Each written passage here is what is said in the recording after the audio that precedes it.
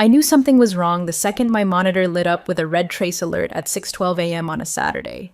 That's not a metaphor. It was literally glowing, like the system itself was pissed. Someone had tried to override core access on my routing layer and they didn't have clearance. Not a dev, not an admin, an exec, and not just any exec, Chandler Whitaker.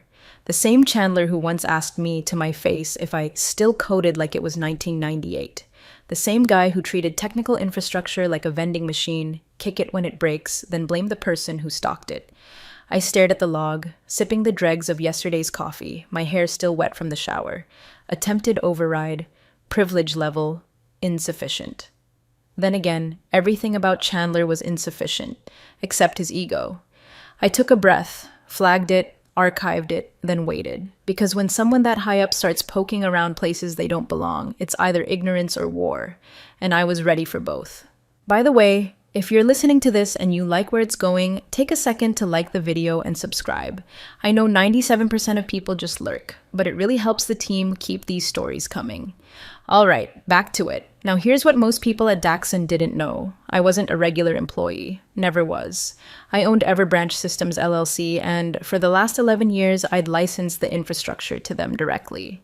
They thought they had an in-house engineer with a god complex. What they actually had was a private firm with a licensing agreement written so tight it squeaked. 3-year renewals, custodial protections, escrow redundancies, and one little clause that Chandler either never read or forgot in his rush to play king. The ironic part? I didn't even like control. I didn't care about power plays or politics or which VP sat closest to the CEO during offsites. I liked building things that didn't break. I liked knowing that when 2 departments synced data, the bridge I built wouldn't choke. I liked being invisible. They needed me, but they didn't know why, and I was fine with that, until they started poking. Every system they used, customer data pipelines, product test beds, performance dashboards, ran through my nodes. Most of them didn't even know the difference between a Git commit and a peanut butter jar. The last time the CFO asked how our latency dropped by 30%, I told him optimism compression. He nodded like I'd cured cancer. But somewhere in that penthouse bubble of kombucha taps and rooftop ping pong, someone must have decided I was expendable. And that's when the tremors started. See, when you work quietly for a decade, people start thinking you're a ghost. A background process, easy to kill with a keystroke. But they forget ghosts write wills, and mine was in clause 14b. I printed the trace log and stapled it to the hard copy of the contract. It felt old school, but sometimes you need the slap of paper to make things real. I didn't call, I didn't warn, I let them make the next move. The dumbest thing a CEO can do is fire the person holding the keys while the car is still doing 80 on the highway. And Chandler, he didn't just grab the wheel, he cut the brakes. The conference room on the 20th floor smelled like citrus disinfectant and self-importance. It always did. That floor had a thermostat of its own, cooler than the rest of the building, like even the air had to remind you who ran the place. Chandler was already seated when I walked in, staring at his phone like he was busy pretending not to be an idiot. He didn't offer a chair, didn't bother to look up, just dropped the line like he was reciting the weather. We're consolidating everything in-house. You're fired. Effective immediately. No thank you, no HR rep, no offboarding checklist, just dismissal, as casual as canceling a lunch order. His assistant, some kid who still looked surprised every time a printer worked, blinked behind him. Chandler flicked a hand in his direction like he was brushing away lint. Make sure we've got the credentials to that backend system. I didn't flinch, didn't blink, just set my bag on the table, unzipped it slowly, and pulled out the one thing he clearly hadn't counted on: the contract. Not a digital copy, not a link. A real, printed, notarized agreement. The original. I slid it across the table. You might want to reread clause 14b. His mouth twitched like he wanted to say something smug but couldn't find the words. He looked at the page. The clause was highlighted in yellow, crisp, and glaring. Termination of engagement voids operational license and revokes all system rights effective immediately. I watched his eyes hit the signature line. His name, dated 3 years ago, in ink, witnessed, archived, unshakable. I didn't say anything else, no anger, no accusations, just turned and walked out. Behind me, I heard him mutter something to his assistant, something about contacting IT to re-secure the system. I almost laughed. There was no system left to secure, and in a few hours he was going to learn that the hard way. The elevator ride down felt like exhaling a decade of silence. It wasn't relief. Not yet. It was the sound of a switch flipping somewhere deep in the server rooms of Daxon Technologies. A quiet pulse beginning to ripple through their entire infrastructure, unspooling the life support they didn't even know they depended on. They thought they were consolidating. What they'd done, what Chandler had just done, was amputate the nervous system, and the body was still smiling, not realizing it was already going cold. By the time I stepped out into the lobby, my phone buzzed once. A system alert from Everbranch.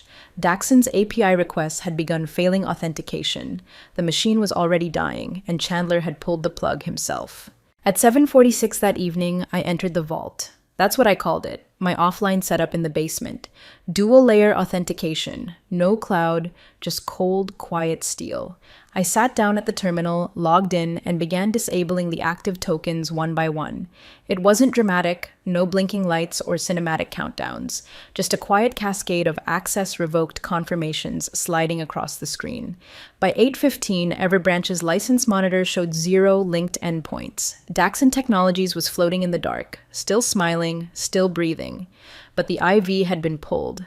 They didn't feel it at first. Most of their dashboards were set to update every hour. Some cached overnight data.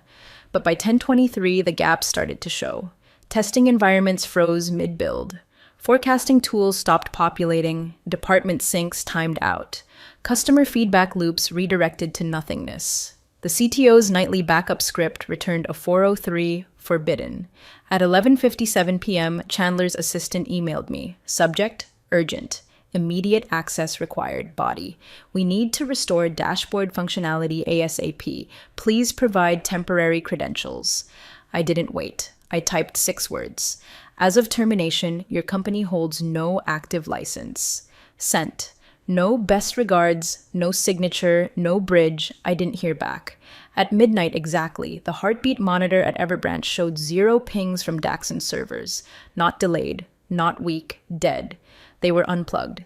Every tool they leaned on, API bridges, email campaign analytics, invoicing modules, product dev timelines, all routed through code I authored, owned, and licensed. And now, without that license, all they had was static and panic. I didn't dance, didn't pour a drink, I just watched. On the system status page, every error message displayed a single footer I'd embedded years ago, almost as a joke. A line no one ever noticed until it was too late. See, Everbranch Systems LLC, license terminated. It was never about revenge. I don't believe in payback for the sake of ego, but enforcement?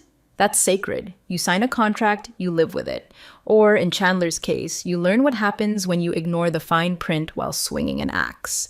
And let's be clear, they didn't just lose access to software. They lost operational blood flow. Their entire ecosystem, from client support to vendor management to QA sprints, was built atop my scaffolding. And like any skeleton, once you pull it out, all you're left with is a puddle. At 12:17 a.m., my phone buzzed with one last notification. Daxon, dashboard failures logged 94. I clicked mute. Let them sleep in silence. They earned it. By 8:15 the next morning, Daxon's entire engine had seized. Slack lit up like a Christmas tree on fire. Engineers screaming into the void, DevOps trying to brute force access through Jenkins pipelines that no longer existed. Someone tried launching a sandbox environment for QA and got a serverless error that didn't even make sense, because the server didn't exist anymore. I hadn't deleted anything. I'd just taken the power away, pulled the keys from the ignition. The machine was still there, just asleep, and no one knew how to wake it. Marketing was first to panic. Their campaign data was gone.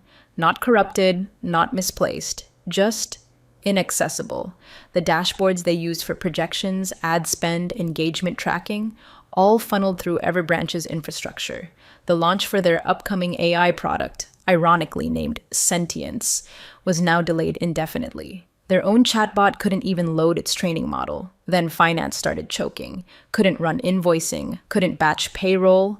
A director tried manually exporting CSVs from their shadow copy system and realized it had been a dummy shell for over a year, something I'd set up temporarily during a migration that never got replaced because no one bothered to review it.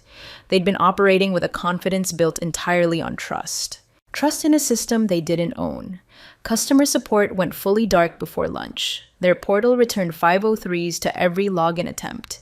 People trying to check shipment statuses, billing issues, renewals, they all hit a wall. Social media was the first place it showed up. A few angry tweets, then a thread, then a hashtag. And I wasn't even there. I was in my kitchen, making oatmeal, listening to jazz. A friend from inside, one of the few I actually liked, texted me around 11 o'clock. CTO looks like he's aged 10 years in a morning. He keeps saying, wait, we didn't know she owned all this. That was the moment it hit them. They didn't just lose a technician. They lost the scaffolding, the wiring, the damn blueprints. And the cherry on top, someone in the IT department, probably Chandler's golden child, tried resetting a service key. They thought maybe it was just expired. Maybe this was a bug, a patch failure, something they could fix with enough brute force and wishful thinking. Instead, they got a cold, system-generated response, revoked by termination protocol, Section 14B. I almost framed that line. Legal, meanwhile, was in full scramble mode, digging through archives, trying to unearth what Chandler had signed, what he'd actually voided when he booted me like yesterday's lunch order. I imagined some poor paralegal going page by page, discovering that the legacy contractor they dismissed like an inconvenience had full custodial rights to the tech stack. And Chandler? He hadn't read a word. Just assumed. Assumed I'd built it and walked away. Assumed my name on the license meant nothing. Assumed control without asking who actually owned the steering wheel. The building still had power, people still had desks. But the heartbeat of the company, the system that made everything flow, had flatlined. And there wasn't a single person left who knew how to bring it back. Monday mornings at Daxon were usually all-hands caffeine rituals, bagels in the kitchenette, half-hearted jokes about weekend outages, people pretending to be more awake than they were. But this Monday, the only thing brewing was dread.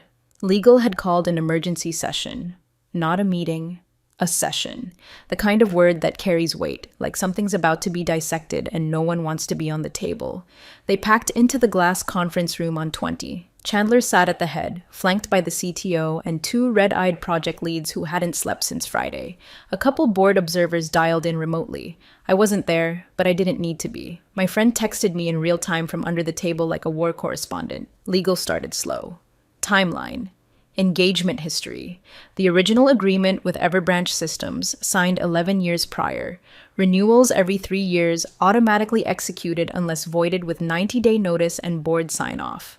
Chandler started tapping his pen halfway through, his tell when he felt cornered. Then came the clause. Section 14B, legal read aloud. Termination of engagement voids operational license and revokes all system rights effective immediately. Someone scoffed. Legal didn't flinch. They clicked the remote and a PDF filled the monitor. My final invoice. Not a guess, not an estimate. A number backed by line items, logs, records of service, support calls, code commits, patch notes, all time-stamped. And at the bottom, in bold, highlighted yellow, termination activates automatic infrastructure recall. The CTO leaned forward. Wait, recall as in shutdown? No, legal said, as in ownership reverts. Immediately. No backup rights, no transitional access, no grace period. It's not an offboarding, it's a full revocation. Silence. Someone on the call whispered, "So, we don't own anything?" Legal nodded once. This contract wasn't a standard employment agreement, it's a vendor license, with custodial structure. That means the infrastructure belongs to Everbranch Systems LLC, and unless you negotiate new terms they're under no obligation to accept, you're locked out. That's when Chandler finally spoke. Quiet, flat. She was a vendor? Legal looked at him like he'd just confessed to driving blindfolded through a school zone. You didn't read the contract. It wasn't a question. More silence. One of the VPs shifted in their seat, clearly trying to do math in their head. How many systems were impacted, how long this could take to fix, how much it would cost. Then Legal added the line that ended the meeting. You didn't just fire a consultant. You voided every system you rely on because she was the system. Nobody argued, not even Chandler, because there wasn't anything left to say. No rescue plan, no backup lead, no path forward without me, and they all knew it. By Wednesday, the building had the look of a place halfway through a slow-motion implosion, the usual corporate hum. The tap of keyboards, low buzz of conference calls, someone cursing at a printer, had been replaced by the white noise of sheer uselessness. Desks sat quiet while engineers stared at unresponsive terminals. Marketing was using spreadsheets printed out 2 weeks ago. Finance was handwriting checks. HR had started texting applicants because the recruiting system was dead. They even went back to sticky notes for PTO tracking. Sticky notes. In a building that bragged about cloud-native everything. They tried everything. Restoring backups, cloning staging environments, running diagnostics from a clean build they found on an intern's flash drive. But nothing worked. Because it wasn't about data, it was about keys, ownership, authority. And every root-level signature, every validation token, every infrastructure bridge they thought they controlled still pointed to me. And my license wasn't theirs anymore. Even their backups were useless. Because backups don't work if they're encrypted with a private key you no longer own. All they had was a pile of locked doors, and no master key, no override, no backdoor.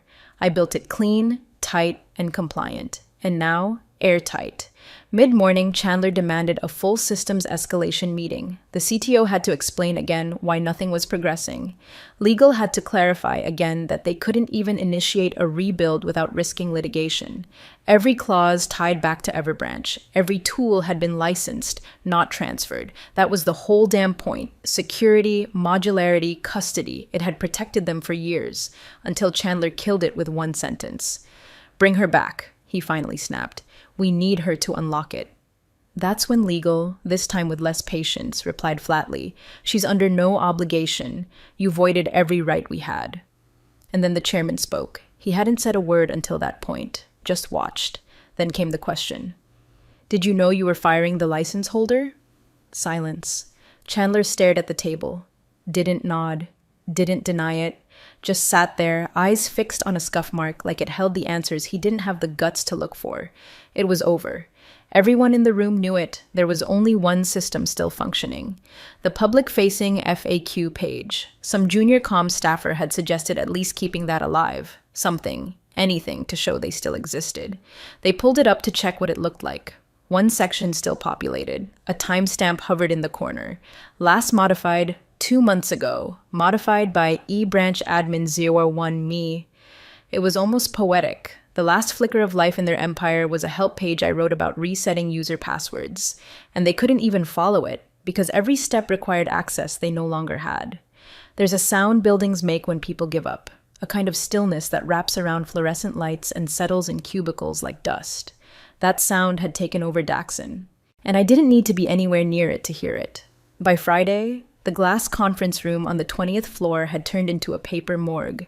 Stacks of documents spilled across the long table. Contracts, addendums, board memos, time-stamped approvals, and the kind of compliance appendices no one ever reads until the building's on fire.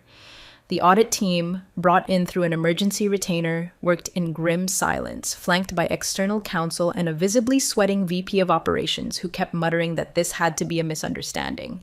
But it wasn't. They found everything. The original service agreement between Daxon Technologies and Everbranch Systems LLC, signed July 3rd, 2012, renewed in 2015. Again in this time with full custodial amendments that made it airtight. Board approved, legally binding, and more importantly, specifically structured to prevent exactly what Chandler had tried to do. The nullification clause was simple. Termination required 90 days notice in writing, approved by 2/3 of the board, followed by a scheduled operational handover monitored by third-party audit. It was written that way to protect the system from ego, from someone like Chandler, and they hadn't followed a single step. They gave no notice. There was no vote, no handover, just a smug firing and an expectation that the world would stay on autopilot. Meanwhile, Chandler had all but vanished. No meetings, no updates. His assistant resigned midweek, citing medical exhaustion. Word was, she hadn't slept more than 4 hours in 5 days. Legal had tried to onboard a new IT lead in a last-ditch effort to recover control. They gave him a laptop, badge, a temporary login. He tried accessing the admin panel. Permission denied. He tried initiating a system diagnostic. Unauthorized. He tried contacting Everbranch Systems. No response. The poor guy left the building before lunch, muttering something about needing a different kind of job. And then legal found the last nail in the coffin, a document titled Operational Handover Conditions, buried deep in a compliance subfolder they hadn't touched in years. The first line, bold and center aligned, invalidated upon termination, not paused, not pending, invalidated. That one word had more power than Chandler ever did. The infrastructure they thought they could absorb was gone. Not because I sabotaged it, because they killed the contract that made it theirs. I didn't gloat, didn't post anything. I watched the silence stretch across their leadership, watched the buzz die down, the headlines fade. It wasn't a collapse, it was evaporation. Quiet, total. What they'd dismissed as a signature on a contract turned out to be the line between function and failure, and they were on the wrong side of it. They waited 3 days to reach out, long enough to pretend it wasn't desperation, short enough that I knew they were drowning. The message came from the board's legal rep, wrapped in every layer of corporate polish they could summon. No direct acknowledgement of what happened, just a formal invitation for discussion, a proposed retainer that would have made my accountant blush, and a carefully worded paragraph expressing regret over the unexpected circumstances leading to our disconnection. They still couldn't say, "We fired you." Even now, buried halfway down the attachment was a phrase I'd been waiting for: full reinstatement. They were offering everything: total access, retroactive compensation, expanded scope. And then, tucked near the bottom, one more phrase: "We sincerely hope this does not preclude future collaboration." Cute. I didn't reply. Instead, I forwarded the request to a woman named Kira. She runs a systems firm now, brilliant, disciplined, and blunt as a hammer. I trained her back when she was still debugging dependency trees at 2 a.m. Now she writes infrastructure like it's music. Her company would step in, under new terms, under my watch. Everbranch wouldn't dissolve, it would evolve into the overseer. I let her know, keep everything escrow-based, quarterly audits, dual hardware keys, no more cloud-only nonsense. She replied in 2 minutes. Already drafting. The irony, of course, was inescapable. Chandler's whole justification for firing me had been his push to modernize. He wanted a stack that could be rebuilt in-house, managed by fresh blood, centralize, standardize, words people use when they think software is a chair you can just reupholster. His tech vision was to make things seamless, efficient, faster. Instead, the board now issued a full moratorium on infrastructure changes. Nothing new could be implemented without third-party review and external validation. Risk controls were rewritten. Executive privilege over systems was revoked. They couldn't even push a login page update without 2 signatures, a log entry, and a time-stamped key release. The same Chandler who mocked my hard boundaries now sat somewhere, silent, jobless, legacy scorched, watching his innovation roadmap get rewritten by the woman he'd tried to erase. I wasn't interested in revenge. I didn't need a title, or a banner, or a round of applause. I just needed clarity, and for the first time in a decade, I had it. Control wasn't about being in charge. It was about being immovable when it mattered, and Chandler had finally learned what that looked like by watching it walk away. 1 month later, the lights were back on, but the building felt different. Gone was the breezy confidence, the culture of swagger and shorthand. The systems had been revived, yes, but they came back wearing locks like armor. No more casual changes, no more unsanctioned override attempts. Every click left a trail, every deployment required co-approval, and every engineer now had a compliance binder thicker than a phone book. The login screen said it all. Powered by Everbranch Systems LLC, custodial license active through 2028. All governance requires dual signer ratification. Every screen, every tool, every process bowed to that sentence. My sentence. I didn't need to step foot in their building again. I didn't need to watch them scramble or apologize or spin PR about how Daxon's future is more secure than ever. I'd already heard the spin. Someone sent me a clip from the tech conference they tried to salvage. The new CEO, flown in from a firm out west, took the stage with all the charisma they could scrape together and called the whole ordeal an expensive lesson in arrogance. He didn't say my name. He didn't have to. I watched the keynote from my home office, robe on, second cup of coffee in hand, cat sleeping on the windowsill. It wasn't smugness. It wasn't victory. just a quiet stillness, the kind you earn after a storm passes and nothing is broken, at least not on your end. They'd asked me to come, by the way, offered a panel spot, travel, hotel, even a speaking fee. I declined. You don't rebuild legacy with press releases. You do it with clean code, strict boundaries, and consequences that hold. They would remember me, not because I made noise, but because I didn't have to. For a decade, I built that company's nervous system with care, precision, and foresight they never appreciated. And in the span of one arrogant meeting, they cut their own spine and learned what happens when the quiet ones walk away. They thought I was just a technician, but I was the foundation they never bothered to understand.